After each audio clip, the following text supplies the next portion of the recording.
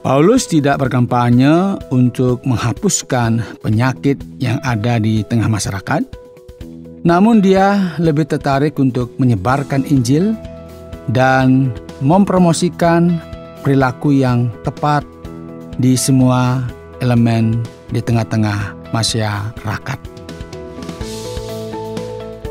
Saudara pendengar, bersama dengan saya, Oti Priambodo, dalam program Jalan 66. Senang sekali karena bisa mempersembahkan program yang memberikan pengetahuan Alkitabiah dan menyuguhkan kepada kita jalan keselamatan. Hari ini kita akan membahas surat Rasul Paulus kepada Filemon. Sebuah surat yang sangat singkat tetapi merupakan contoh kuat tentang dampak Injil Yesus Kristus kepada masyarakat yang tidak sempurna. Hidup ini tidak adil. Siapapun yang tumbuh bersama, saudara laki-laki dan perempuan, tahu bahwa terkadang setiap kita tidak mendapatkan perlakuan yang sama dengan yang lain. Atau mungkin seorang mendapatkan potongan kue tambahan. Tapi Injil adalah balsem penyembuh yang meredakan rasa sakit karena ketidakadilan. Dan adalah minyak yang mengurangi gesekan ketika hidup menggosok kita dengan cara yang salah. Pak Yohanes kali ini akan mempresentasikan kepada kita satu tema, yaitu kesetaraan dalam Kristus. Saudara yang dikasihi oleh Tuhan, jika ada yang mengeluh bahwa hidup itu tidak adil, mungkin itu adalah Rasul Paulus ya. Dia berada dalam tahanan rumah di Roma sambil menunggu pengadilan. Dan menarik untuk dicatat bahwa Paulus tidak menulis surat untuk meminta teman-temannya memulai pemberontakan dan menyerbu penjara untuk membebaskannya. Tidak, saudara. Sebaliknya dia menulis surat kepada gereja dan sesama orang Kristen agar mereka terus berjalan di jalan kebaikan. Hidup dengan hati-hati dan penuh dengan pengampunan tanpa memperdulikan apa yang telah dilemparkan kepada mereka oleh setan. Nah, hari ini kita akan melihat salah satu dari surat-surat penjara Paulus, surat yang ditulis saat dia ditahan tanpa keinginannya sendiri, dan kali ini dia menulis kepada seorang yang bernama Filemon, yang merupakan temannya, salah satu orang yang telah dia bimbing untuk percaya kepada Kristus. Paulus memohon kepada Filemon atas nama seorang budak yang telah melarikan diri, tetapi yang telah menjadi seorang Kristen pada waktu itu. Orang itu dipimpin oleh Paulus kepada Tuhan ketika ada di Roma.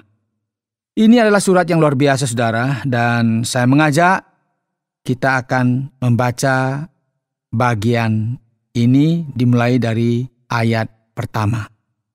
Dari Paulus seorang hukuman karena Kristus Yesus, dan dari Timotius saudara kita. Paulus menganggap bahwa alasan utama dia ditahan adalah karena memberitakan Injil. Dan dia menyebut Timotius karena dia dan Timotius adalah teman dekat yang dikenal oleh Filemon. Kita lanjutkan, kepada Filemon yang kekasih, teman sekerja kami. Dan kepada Apia, ini kemungkinan istri Filemon, saudara perempuan kita, dan kepada Arkipus, teman seperjuangan kita, dan kepada jemaat di rumahmu. Kasih karunia dan damai sejahtera dari Allah, Bapa kita, dan dari Tuhan Yesus Kristus menyertai kamu. Aku mengucap syukur kepada Allahku setiap kali aku mengingat engkau dalam doaku.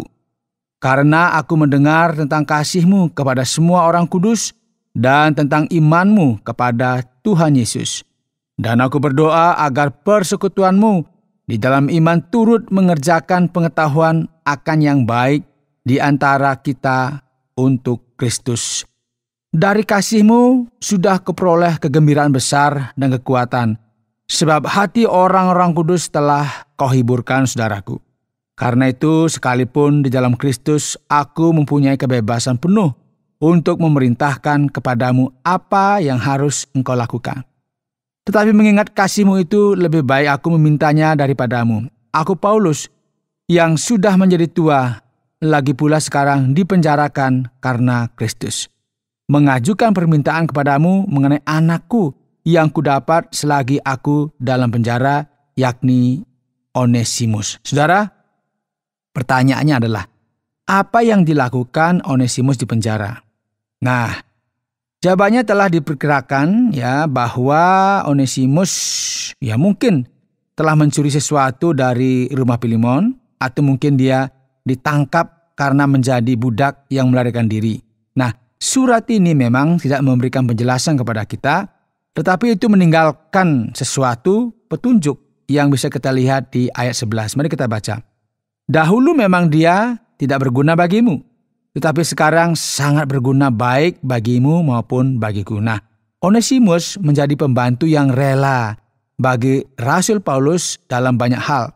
Namun masih ada semacam ketegangan karena masih ada urusan yang belum selesai antara Onesimus dan tuannya, yaitu Filemon.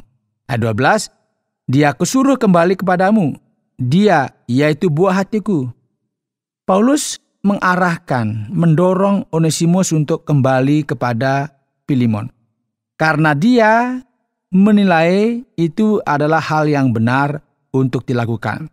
Harus ada semacam rekonsiliasi antara kedua belah pihak, karena dalam anugerah Tuhan yang luar biasa, baik budak maupun tuan sekarang sebenarnya adalah saudara dalam Kristus. Ayat 13, sebenarnya aku mau menahan dia di sini sebagai gantimu untuk melayani aku selama aku dipenjarakan karena Injil.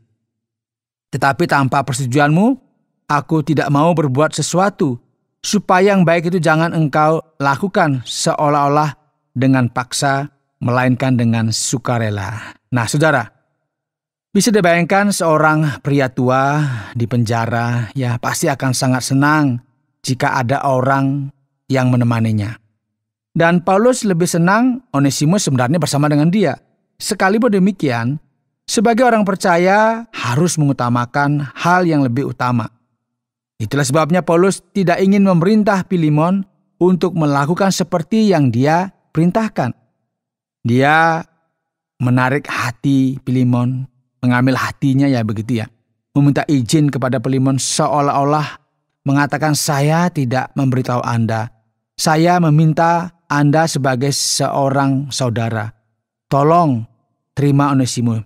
Saya tidak akan melakukan apapun tanpa persetujuan Anda. Jadi Paulus meminta biar Filemon yang memutuskan. Jadi bukan perintah yang diberikan oleh Paulus kepada Filemon. Ayat 15, sebab mungkin karena itulah dia dipisahkan sejenak daripadamu, supaya engkau dapat menerimanya untuk selama-lamanya. Bukan lagi sebagai hamba, melainkan lebih daripada hamba, yaitu sebagai saudara yang kekasih.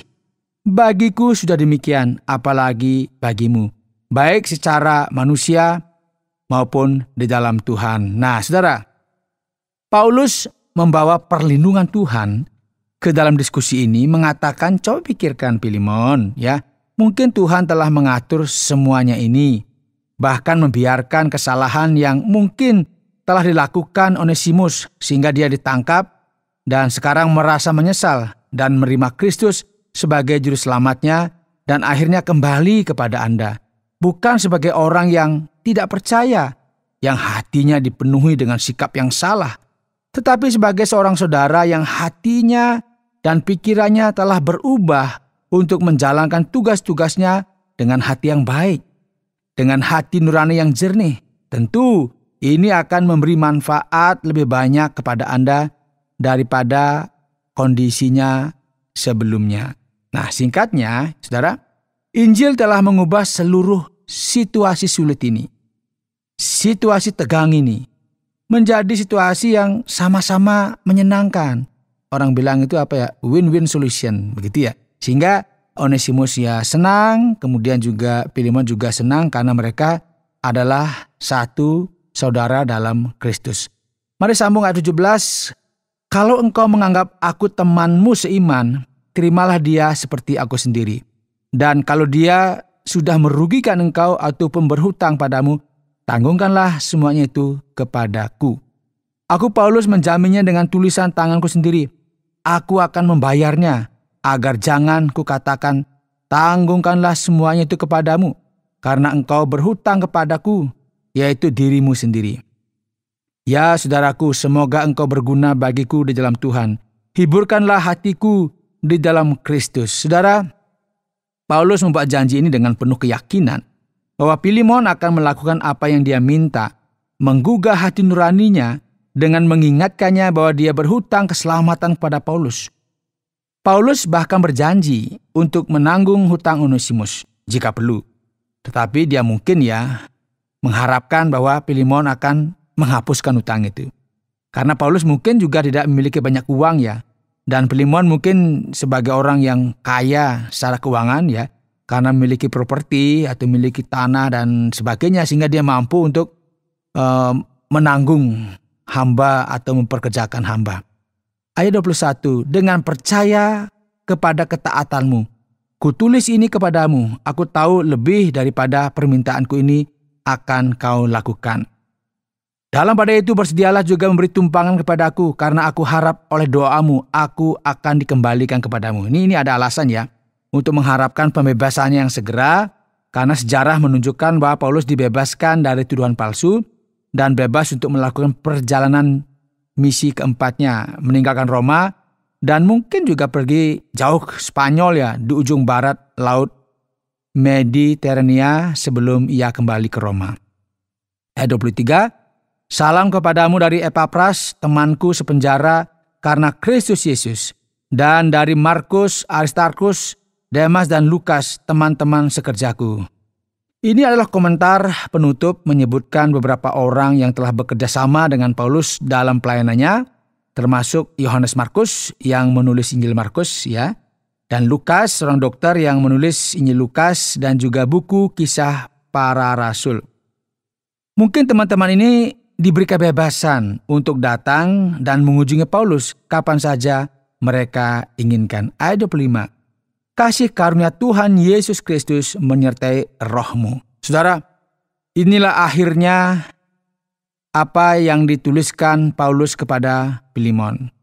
Dan sayangnya saudara, Paulus kemudian ditangkap ketika ia kembali ke Roma di akhir perjalanannya yang keempat dan dijatuhi hukum mati dan dieksekusi oleh Kaisar Nero pada masa penganiayaan besar terhadap gereja. Saudaraku, Paulus tahu bagaimana rasanya diperlakukan dengan tidak adil, dan dia memiliki keyakinan yang sangat dalam bahwa suatu saat nanti Tuhan akan membenarkan mereka.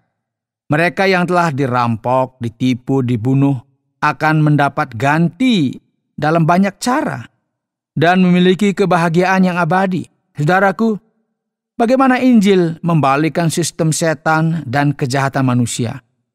Paulus telah mengejar-ngejar orang Kristen sendiri sebagai Saulus dari Tarsus, tetapi ketika dia sendiri dieksekusi, dia masuk surga dan disambut oleh dia yang telah dieksekusi. Dan sambutan yang dia terima mungkin adalah salah satu kegembiraan. Paulus disambut bahkan oleh mereka yang telah dia bunuh. Inilah kemenangan mulia yang telah Kristus menangkan bagi kita dan memberikan kepada kita harapan suatu saat nanti kita akan melihat Dia. Dia akan mengubah semua ketidakadilan dan perlakuan buruk manusia menjadi kebahagiaan sorgawi selamanya. Saudara, Paulus berperan sebagai seorang diplomat yang mencoba membuat perdamaian antara budak dan tuannya. Bagaimana Paulus mengatasi masalah ini? Apakah dia menggunakan hukum? Apakah Paulus menyerahkan Onesimus untuk dihukum? Atau apakah dia bertindak secara emosi karena kasihan kepada Onesimus dan menyebut Filemon sebagai penindas yang kejam? Dia tidak melakukan keduanya. Dalam sebuah mahakarya diplomasi, Paulus berbicara kepada Onesimus dan berkata, lihatlah Onesimus, apa yang kamu lakukan itu salah. Kamu meninggalkan tuanmu dan kamu tidak bisa terus lari dari hal ini. Ini akan menghantuimu kemanapun kau pergi. Dan setelah semua yang terjadi ini, tuanmu Filemon juga seorang Kristen. Ya, jadi kalian sekarang adalah saudara dalam Kristus. Kamu harus kembali ke Tuhanmu dan memperbaiki semuanya. Paulus membela Onesimus dan menarik hati Filemon berdasarkan hubungan lama mereka dan kasih Kristen dengan berkata, terimalah dia kembali dengan senang hati. Lagi pula, kita harus mempertimbangkan bagaimana Tuhan bersedia menerima kita kembali jika kita kembali kepadanya.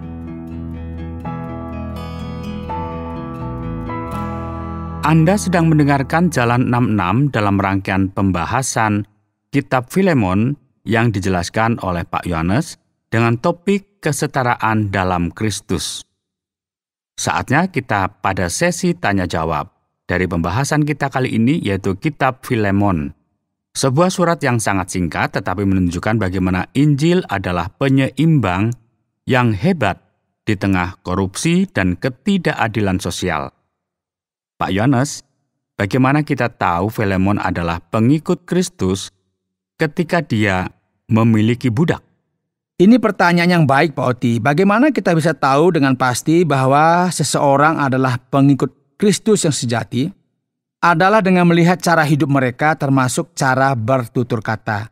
Paulus menyebut Filemon sebagai rekan kerja yang sangat dicintai dengan track record yang baik, yaitu memiliki cinta dan iman kepada Tuhan Yesus. Kita juga tahu bahwa Filemon memiliki persekutuan atau membuat pos PI begitu ya di rumahnya yang pada masa itu tentu beresiko. Filemon berani mengambil resiko ini sebagai tanda bahwa dia adalah murid yang sejati. Nah, terkait dengan perbudakan, ya kemungkinan pada waktu itu ya dalam masyarakat Yunani Romawi ya sebagian besar orang adalah budak. Orang Romawi dibagi menjadi golongan masyarakat atas, kemudian juga ada namanya golongan plebeians, itu seperti pekerja tapi masih masih bisa berpolitik. Dan mereka yang tidak masuk dalam kedua kelompok ini, inilah budak.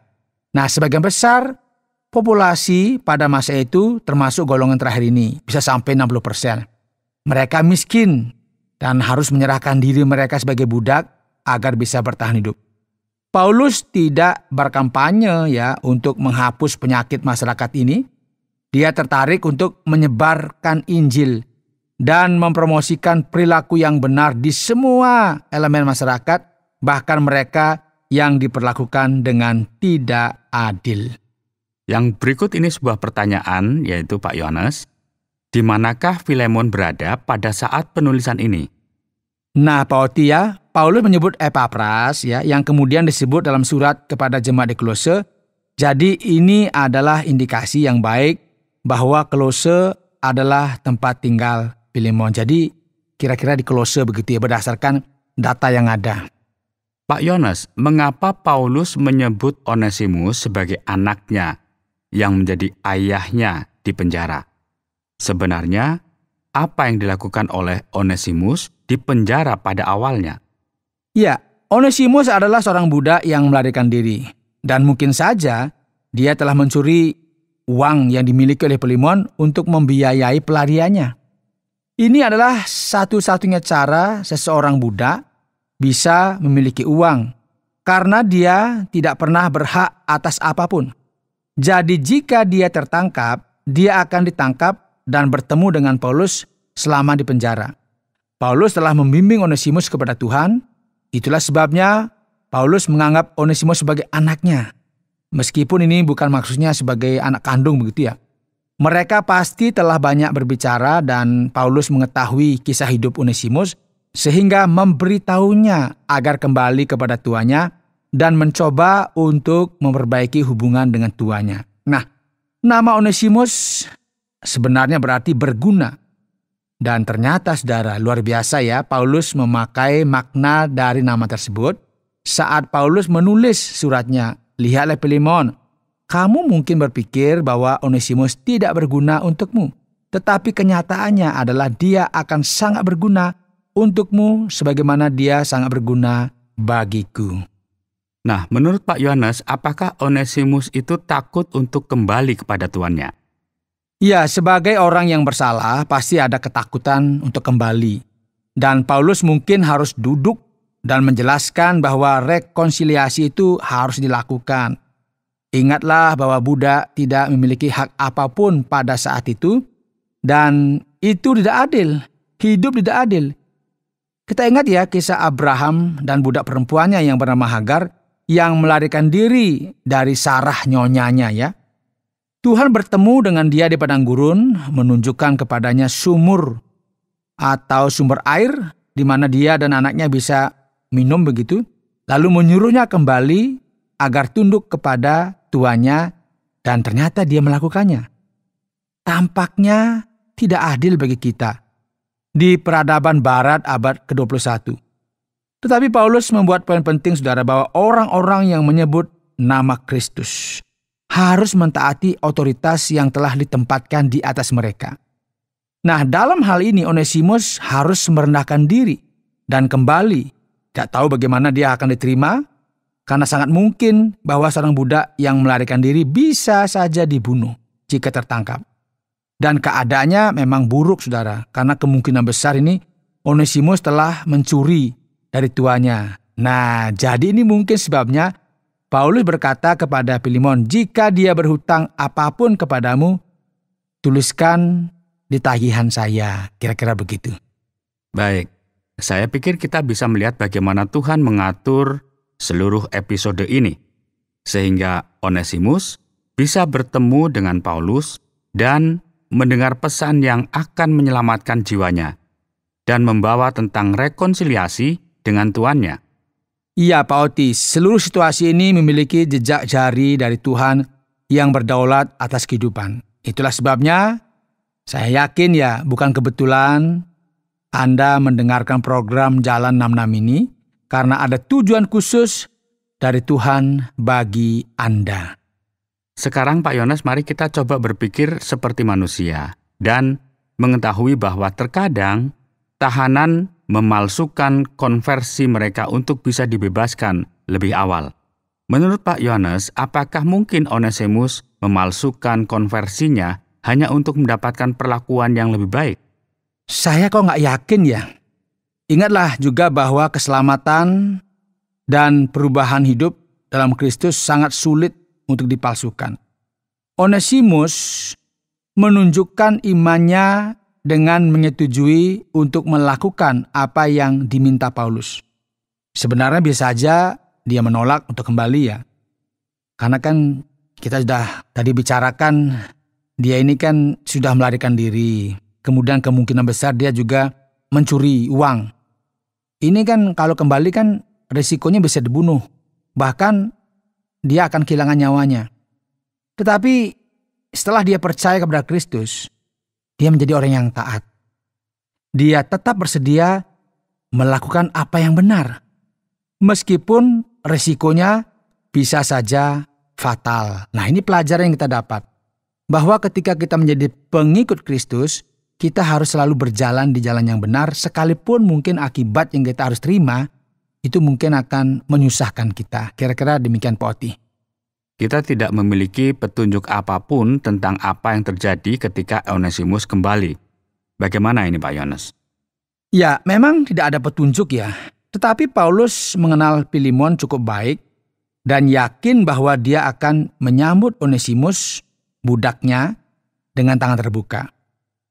Ada orang yang beranggapan bahwa kekristenan itu seperti kelompok yang radikal, yang selalu membuat kegaduhan untuk melawan semua hal-hal yang tidak benar di masyarakat, melawan semua penyakit masyarakat. Tetapi ingatlah, Kristus memanggil kita untuk hidup dengan cara yang baik. Meskipun dalam situasi yang mungkin tidak menyenangkan.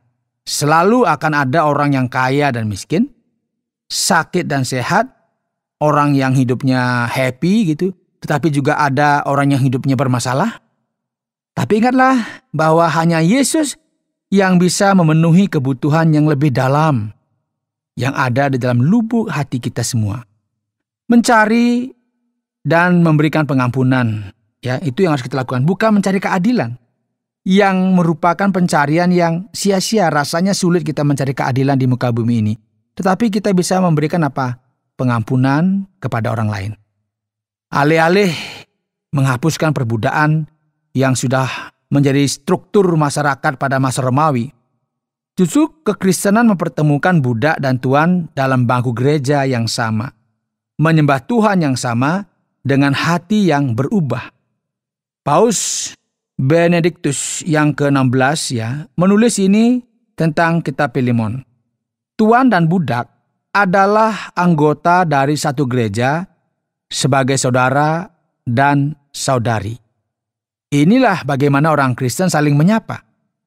Meskipun struktur eksternal yang ada pada masa itu karena ada sistem perbudakan tetap tidak berubah.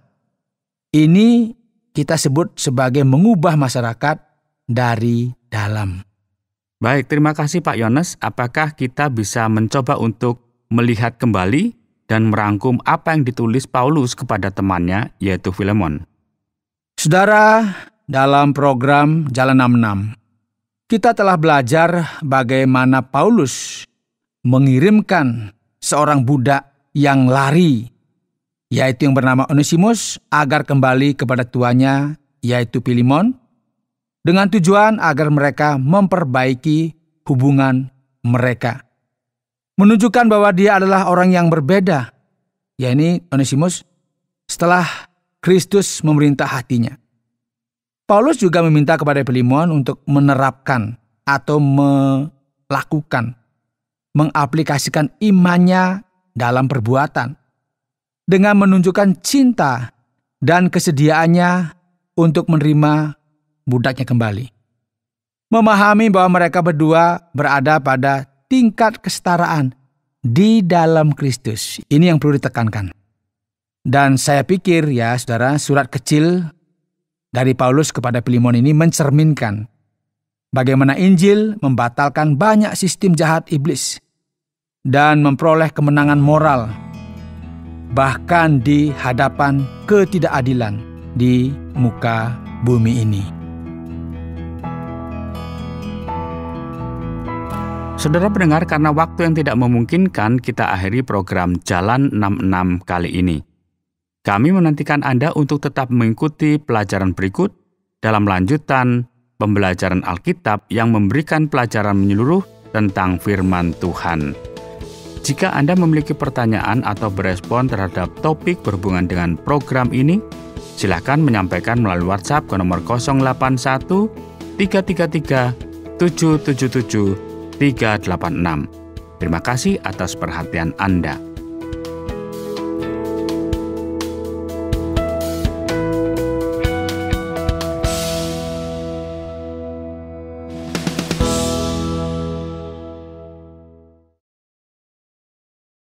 Terima kasih Anda sudah mengikuti program kami. Jika Anda diberkati, jangan lupa like, komen, dan share supaya Anda tidak ketinggalan setiap program terbaru kami.